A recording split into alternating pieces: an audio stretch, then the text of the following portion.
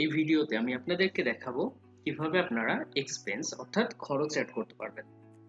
তো আপনার আউটলেটে আপনাদের যে এমপ্লয়িদের স্যালারি থাকবে সেটা, এছাড়া ইলেকট্রিসিটি বিল, এছাড়াও অনেক খরচ থাকে যেগুলো আপনাকে আউটলেট থেকে খরচ করতে হয়।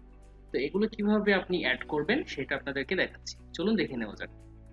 তো এটার জন্য আমরা ফার্স্টে একটি আউটলেট সিলেক্ট করে সেটিতে এন্টার করব। তারপর এখানে যে এক্সপেন্সটা আছে এখানে ক্লিক করব। তারপর অ্যাড এক্সপেন্স। এরপরে আমি এখানে একটা অ্যামাউন্ট, যে আমার খরচ কত টাকা হচ্ছে, তো সাপোজ আমি এখানে 1200 টাকা দিচ্ছি। এখানে এক্সপেন্স আইটেম, এখানে কিছু আইটেম আগের থেকে আছে, যেমন মোবাইল রিচার্জ, চেয়ার, ট্রান্সপোর্ট বিল, ওয়াইফাই বিল, এসি, সেরকম। তাহলে এখানে আমি আরেকটা অ্যাড করি, সেটা হচ্ছে ইলেকট্রিসিটি বিল। তারপরে এখানে কিছু ডিসক্রিপশন যদি দিই তাহলে দিতে পারি, কিন্তু আমি এখন দিচ্ছি না, জাস্ট সাবমিট করলাম। তো আমার এই যে এক্সপেন্সটি আমি করছি সেটা হচ্ছে ইলেকট্রিসিটি বিলের জন্য 1200 টাকা। এইখানে আমাকে আরেকটা কাজ করতে হবে, সেটা হচ্ছে রেসপন্সিবল পারসন, যে এটা কার মাধ্যমে।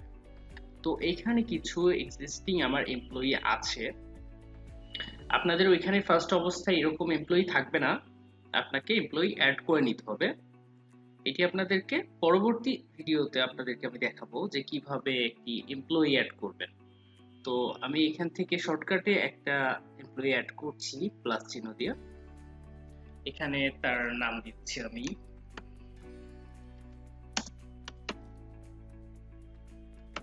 আদনান হাবিব, তার ডেজিগনেশন দিচ্ছি